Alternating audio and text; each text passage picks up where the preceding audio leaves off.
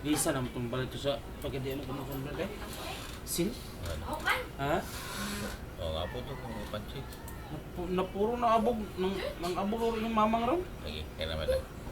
Guys, ito guys, pag makita niyo to guys, yung maliit na candle na pula, saka yung red na malaki, inikipay niya yung red. Ito ang yung bullish candle. Saka yung ito guys, oh, yung nag-half yung body candle at saka wick. By bullish to. Mag-entry kayo ng buy dito. Saka dito nag-third yung body candle niya sa Lokis. Bullish to. Ito yung Ranger guys. Ranging makita tayo guys. Ito na candle. Ito. Ranging to. Baba taas, baba taas, baba taas. Saka dito guys, pwede kayo mag-sell pag makita kayo dito na ito na bearish candle. Mag-sell lang kayo dito.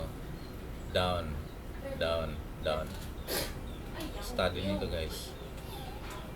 Panchik sige.